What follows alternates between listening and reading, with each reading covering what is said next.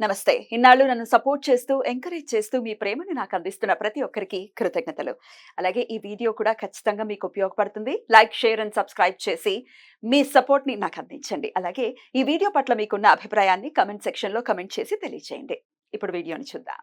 జ్యోతిష్య శాస్త్రం ఒక అద్భుతం. వేదాంగమైన జ్యోతిష్య శాస్త్రం అనేటువంటిది మానవ జీవన గమనానికి ఒక వరం. జ్యోతిష్య శాస్త్రం నీ జీవితంలో వెలుగునింపే ఒక భాష. ఆ భాష నీకు అర్థమైతే ప్రకృతి నీతో మాట్లాడుతుంది. అస్ట్రాలజీ నేర్చుకోవాలి అనుకునే వారికి అద్భుత అవకాశం. మురళీధర శర్మ గారి అస్ట్రాలజీ క్లాసెస్ అతి త్వరలో మొదలు కాబోతున్నాయి. 100% జాబ్ గ్యారంటీ. వివరాల కొరకు సంప్రదించండి. నమస్తే, వెల్కమ్ టు అవర్ ఛానల్. నేను పద్మిని. ప్రస్తుతంతో పాటు ప్రముఖ ఆధ్యాత్మికవేత్త, జ్యోతిష పండితులు, హస్త సాముద్రిక నిపుణులు YVSS గిరిరావు గారు మనతో పాటు ఉన్నారు. మాట్లాడదాం. నమస్కారం అండి. నమస్తే అమ్మా. హనుమత్ ఆరాధన, హనుమంతుణ్ణి ఆరాధించినంత మాత్రం చేతనే ఎటువంటి కోరికనైనా తీర్చేటటువంటి పరిస్థితి ఖచ్చితంగా ఉంటుంది. అది ఎవరికి వారు అనుభవపూర్వకంగా తెలుసుకునేటటువంటి విషయం కదండి. ఎలాంటి ధర్మబద్ధమైనటువంటి కోరిక అయినా కూడా చాలా త్వరితగతిన, అసలు మరి భవిష్యత్ బ్రహ్మ లేకపోతే చిరంజీవి కాబట్టి అంత త్వరితగతిన కోరిక తీరుతుందా లేకపోతే ఏమిటి అనేది చాలా ఆశ్చర్యం అనిపిస్తుంది, చాలా ఆనందాన్ని కూడా ఇస్తుంది. స్వామి ఆరాధన ఇంకా ఎలా చేసుకోవచ్చు అనేది ఒకసారి మీ ద్వారా కూడా తెలుసుకోవాలనుకుంటున్నాను, చెప్తారా? అవునమ్మా. ఇప్పుడు మనకి ధార్మికతలో భగవంతుడు, భక్తుడు అని రెండు ఉన్నాయి.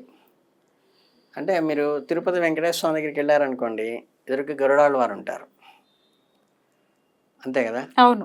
అలాగే మీరు అలా ఎవరికి చూసినా సరే శివయ్యకి వెళ్తే నంది ఉంటారు. ఇలా వచ్చిన వాటిల్లో అంటే భక్తులు అంటే మనం ప్రాతస్మరణలు ప్రహ్లాదన అర్ధపర శరపుండరీక అంటాం కదా. వీళ్ళెవ్వరికి కూడా ఇంక్లూడింగ్ ఆధ్యాత్మికతలో అందరూ మోక్షం పొందిన వాళ్ళల్లో కూడా అందరికీ మంత్రోపదేశం చేస్తే నారదుడు. అయినప్పటికీ కూడా వీళ్ళెవ్వరికీ కూడా దేవాలయాలు లేవు. నారదుడికి లేదు, ప్రహ్లాదుడికి లేదు, పుండరీకుడికి లేదు, ఎవరికి కూడా ఇంక్లూడింగ్ గరుడాళ్ళ వారికి కూడా. మనకి వెంకటేశ్వర సన్నిధిలో ఉంటారు తప్పితే విడిగా ఆయనకి అర్చన కానీ, ఆయనకు గుడి విడిగా కట్టడం కానీ, ఆయన ముందు ఇంకో వాహనం పెట్టడం కానీ, ఒంటి వాహనం పెట్టడం కానీ, ఆయన్ని అంటే ఇప్పుడు శిష్యుడిగా అన్నాడు తప్పితే శిష్యుడు మళ్ళీ గురు. ఇప్పుడు మనకి నానావళి వస్తారు, సాయిబాబా చరిత్రలో వచ్చి ఆయన కూర్చోబెడతారు ఆ స్థానంలో. అట్లా కూర్చోబెడతారు. అలాగే ఉపాసనీ మహారాజు ఉన్నారు, ఆయన బ్రాహ్మణ చాదస్తంగా ఉండేవాడు మొదట్లో అంతా కూడా. తర్వాత ఆయనకి ధార్మిక అంతా మొత్తం 4వ భార్య కూడా విడిపోయిన తర్వాత ఇక్కడికి వెళ్ళాలని ఆవతరపడుతుంటే అవన్నీ మొత్తం పటాబందలు చేసి తర్వాత మళ్ళీ 3 ఏళ్ల తర్వాత గురు పూజ చేయించి ఈయన నా అంతటి వాడని చెప్పి సక్కూరిలో విడిగా ఉండమని చెప్పారు.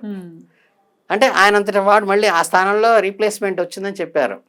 అలా ఈ మిగతా మీకు ఎదురుగ్గా స్వామివారి ఎదురుగ్గా ఉండే ఎవరైతే ఉంటారో వాళ్ళెవరికి కూడా విడిగా ఆలయాలు ఉండి మళ్ళీ వాళ్ళకి వేరే ఇంకొక వాహనం ఎదురుగ్గా ఉండటం అనేది లేదు. అది ఒక్క ఆంజనేయ స్వామికే ఉంది. అంటే ఈయన యాక్చువల్గా ఏంటంటే ఆయన శివావతారం, శివాంశ సంభూతులు. ఇందులో శివకేశవులకి అభేదం అని మనకి శివాయ విష్ణు రూపాయ శివరూపాయ విష్ణువే అని చెప్పుకున్నాం కదా. ఆయన ఆ స్థాయి వ్యక్తి కరెక్ట్. కానీ అక్కడ ఆ అవతారంలో రాముల వారి రామ విగ్రహాన్ ధర్మ అని కృష్ణావతారంలో చేసిన ఏ లీలలో రామావతారంలో చేయలే. మానవుడైతే ఏం చేస్తాడు ఆ ప్లేస్ లో? అంతే, మానవుడు ఉండాలంటే ఏం చేస్తాడు? ఇంక్లూడింగ్ సీతమ్మ వారు వెళ్ళిపోయినప్పుడు కూడా సీత అనే లతల్ని వీటిని అన్నింటిని అడుగుతూ ఉండేసరికి పార్వతీదేవికి ఒకసారి డౌట్ వచ్చి ఏమిటి విష్ణువు అవతారం ఏమిటి ఇది? ఆయన చక్క సీతమ్మ వారి వేషం వేసుకుని వస్తుందిట రూపం ధరించి.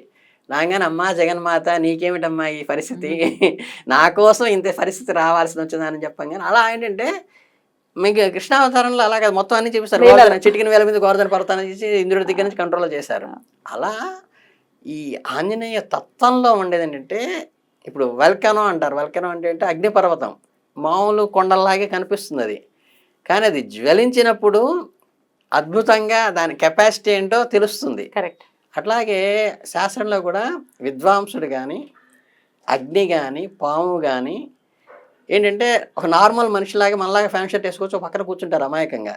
ఆ విద్వాంసుని ఏంటంటే వాడిని కదిలించాలి, సబ్జెక్ట్ బయట కదిలిస్తే లోపల నాలెడ్జి తెలుస్తుంది. పాము కూడా అంతే, నార్మల్గా వెళ్తూ ఉంటుంది, దాన్ని పొల్లబెట్టి కదిలిస్తే తెలుస్తుంది. అగ్ని కూడా అంతే, ఆరిపోయినప్పుడు కొంచెం కదిలిస్తే ప్రజ్వలిస్తుంది. అలా ప్రజ్వలించే వాళ్ళలో అటువంటి తత్వం కలిగినటువంటి వాడు ఆంజనేయుడు. ఆంజనేయ స్వామి. అంటే ఏంటంటే చాలా భక్త సులభుడుగా దాసుడిగా బుచ్చేస్తా అంటాను చూసారా, మనకు వైష్ణవ సాంప్రదాయంలో గనక ఉంటుంది చూసారా, అలా ఉండేటువంటి ఆంజనేయ స్వామిని ఆయన గొప్పతనం, ఆయనకి ఒక చిన్నప్పుడే అసలు సూర్యుడిని అందుకోవడానికి వెళ్తే ఇంద్రుడి దగ్గర నుంచి వాయువు దగ్గర నుంచి అందరూ కూడా వజ్రాయుధాలు అన్ని ఇచ్చారు. కానీ ఏంటంటే ఇవన్నీ ఉంటే ఏంటంటే మళ్ళీ ఇప్పుడు మీకు భాగవతంలో ఒకటి చెప్పాను, అశ్వత్థామ వెళ్ళి గర్భ శిశువుల మీద వేసిన తర్వాత దాన్ని అస్త్రాలు అప్పటి నుంచి ఆపేశారని చెప్పాను కదా. అలాగే ఈయనకేంటంటే ఇది విద్వత్ అంతా ఒక్కసారి వచ్చేస్తే ఏంటంటే తండ్రి కదా దిష్టి తగులుతుంది పిల్లకంటారు కదా, ఆ టైప్ లో అలా పెట్టారు.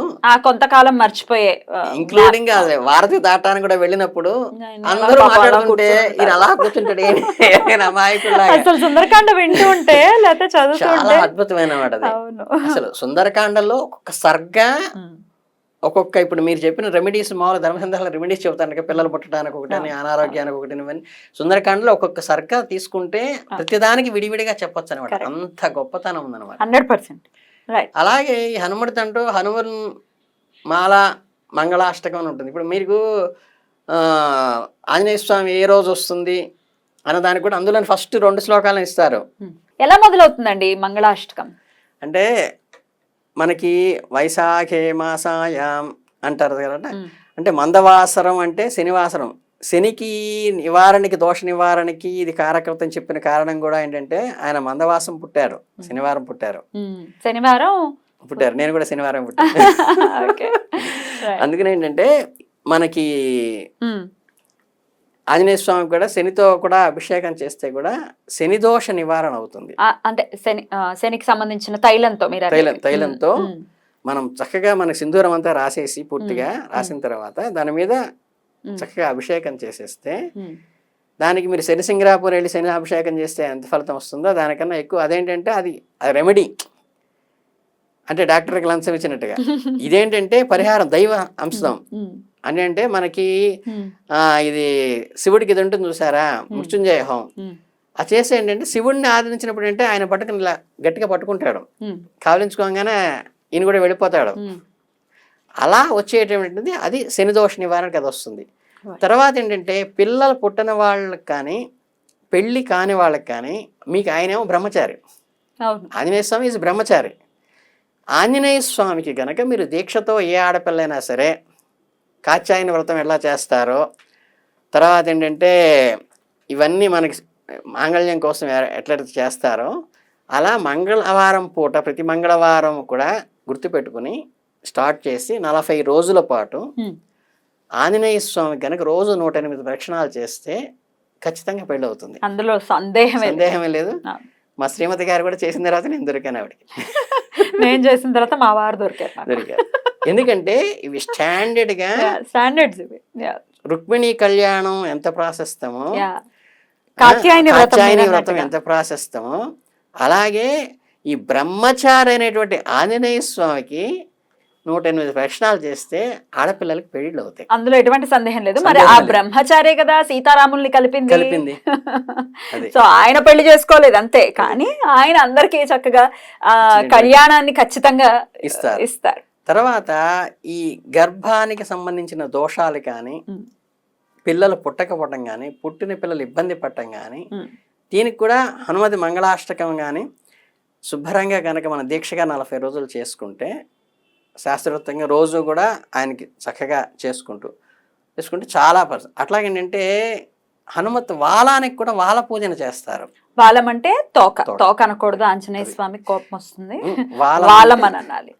వాలం ఏంటంటే వాలానికి రోజు చక్కగా 40 రోజులు చక్కగా బొట్లు పెడుతూ, మనకి ఒక్కొక్క రోజు ఒక్కొక్క బొట్టు పెట్టుకుంటే 40 బొట్లు పట్టేట్టుగా, అంటే ఏంటంటే కొంచెం వాలం పెద్దది ఉన్నటువంటి ఫోటో తీసుకుని, కొన్ని మీకు భక్త ఆంజనేయ స్వామిని వీరాంజనేయ స్వామి ఇలా ఉంటుంది కదా, మనకి ఇది సంజీవని పర్వతాన్ని పట్టుకెళ్ళేదైతే కనుక ఇలా వెనక్కి ఉంటుంది.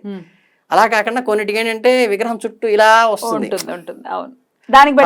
అప్పుడు లెంగ్త్ ఎక్కువ వస్తుంది. కాబట్టి మనకి 40 రోజులకి మనం బొట్లు పెట్టుకోవడానికి కంఫర్టబుల్గా ఉంటుంది అనమాట. ఇవి చాలా సింపుల్గాను ఏముందిలే అబ్బాయి ఇది అనిపిస్తుంది, కానీ అత్యద్భుతమైన ఫలితాలు ఇస్తాయి అమ్మా ఇవి. అద్భుతం. అది చాలా బాగా చెప్పారు. అట్లాగేంటంటే మనకి ఆరోగ్యం భాస్కరాదిత్యాత్ అన్నారు, అంటే ఆరోగ్యకారకుడు భాస్కరుడు అన్నారు. కానీ ఆ భాస్కరుణ్ణి గ్రహాలకే రాజు. అసలు సూర్యాస్తమి లేకపోతే ప్రపంచంలో విశ్వంలో సైంటిఫిక్గా ఏది మొలవదో మొలకెత్తదో నిలబడదు. కానీ ఆ సూర్యున్నే చక్కగా పండులాగా స్వీకరించాలి అంత శక్తి అయింది. సో మీకు ఆరోగ్యానికి కూడా హనుమంతుడే కారకం. అట్లాగే బుద్ధిర్బలం యశో ధైర్యం అన్నారు. మీకు గ్రహపీడలు కానీ దాంతోపాటు ఏమన్నా ఈ ఈవిల్ పవర్స్కి రిలేటెడ్గా ఏమన్నా కొంచెం మనకి కనిపించినప్పుడు కానీ మీరు హనుమత్ దండకం అని ఉంటుంది. హనుమత్ దండకం కనుక మా బామ్మగారు రోజు చదివేవాళ్ళు. అది చదివితే ఏంటంటే మీకు ఈ ఇళ్లలో ఉన్న ఈవిల్ పవర్స్ కానీ ఏదన్నా పాడుబడ్డ ఇళ్ళు కానీ కొన్ని ఇళ్లలో ఏంటంటే తెలియకుండానే 2-3 ఏళ్ళు ఎవరు వాడకుండా ఎంతో కొంత నెగటివిటీ. మన రీసెంట్ గానే మాకు ఆత్మకొని చీమల మరి వేణుగోపాల్ గారు నెల్లూరు జిల్లా ఆయన ఫోన్ చేశారు. ఏమండి మా ఇంట్లో 2 బెడ్రూమ్లు ఉన్నాయి, ఓనర్ గారు ఏంటంటే ఒక బెడ్రూమ్ దాదాపుగా 9 ఏళ్ల నుంచి ఆయన అందులో పెట్టేసుకుని వెళ్ళిపోయాడు, సామాన్ వేసుకుని ఉన్నాడు. మేము వచ్చిన తర్వాత మాకు కొంచెం ఇల్లు ఇరుకవుతుందండి కావాలనేసరికి ఆయన సామాన్ తీసుకెళ్ళిపోయాడు.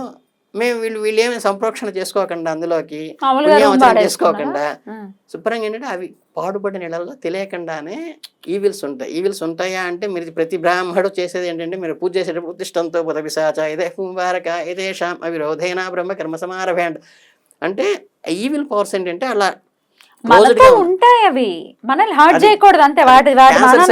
నిరంతరం ప్రతి లోపం ఉంటాయి. అది డిఫెక్ట్ అయినప్పుడు బాడీ వెంటనే క్యాన్సర్ అటాక్ అవుతుంది. నిరంతరం తాగే నీళ్ళలో బోల్డెన్ ఉంటాయి క్యాన్సర్ సెల్స్. అలాగే అలా ఏంటంటే అలా పాడుబడి ఉన్నవి కానీ లేకపోతే 10 ఏళ్ళ నాటితో 5 ఏళ్ళ నాటితో మనం ఆ ఊరి నుంచి వచ్చేస్తాము. ఇప్పుడు వెళ్ళి రినోవేట్ చేసినప్పుడు ఏంటంటే ఈ హనుమత్ మంగళాష్టకం కానీ ఆంజనేయ స్వామి దండకం కానీ చేసి ఆంజనేయ ఉపాసన చేసి అక్కడ మనం పుణ్యావచనం చేసుకుని ఆంజనేయ ఉపాసన చేసి ఏంటంటే అక్కడ ఉన్న స్థలం అంతా కూడా ఈవిల్ పవర్స్ అని కూడా రిమూవ్ అవుతాయి. రిమూవ్ అవటం వల్ల మనకి జరిగేటువంటి ఇళ్లలో జరిగేటువంటివి తర్వాత ఏమి కీడు జరగకుండా ఉంటుంది అనమాట.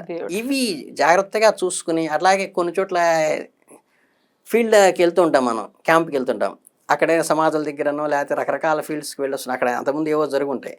మనకి ఇంటికి రాగానే పడుకున్నప్పుడు నిద్రపోయేటప్పుడు రకరకాల కొన్ని మనం చెక్ డ్యామ్స్ పర్కులేషన్ ట్యాంక్స్ అట్లా వెళ్ళి కట్టేసినప్పుడు ఇంజనీరింగ్ సెక్షన్లో కానీ ఎవరన్నా ఫీల్డ్స్కి వెళ్ళిన ఇబ్బందులు వస్తాయి. వీటన్నిటికీ కూడా హనుమత్ ఉపాసన ఇస్ దే నెంబర్ 1 అల్టిమేట్. ఇంక దానికి మించింది లేదు. అన్ని రకాల రెమెడీకి ఆంజనేయ ఉపాసన కనుక చేసుకుంటే ఇది చెప్పాలంటే ఒక 10-15 ఎపిసోడ్ల కింద అదే కదా అసలు అవ్వదు. ఎందుకంటే హనుమత్ వైభవం గురించి చెప్పడం అంటే మాటలా. అది మనకి అన్నదానం చిదంబర శాస్త్రి గారైనా అంతమంది వేటపాలనలో ఉండేవాళ్ళు. ఆయన అయితే అసలు హనుమోపాసనలో బ్రహ్మాండమైన గ్రంథాలు కూడా రాశారు. మనకి హైదరాబాద్ లో ఉంటారు అనుకుంటా ఆయన. చాలా అద్భుతంగా ఉంటుంది అనమాట. అద్భుతం అండి, చాలా చక్కగా చెప్పారు. హనుమద్ మంగళాష్టమి అలాగే ధర్మబద్ధమైనటువంటి కోరికలు కూడా స్వామి తీరుస్తారు.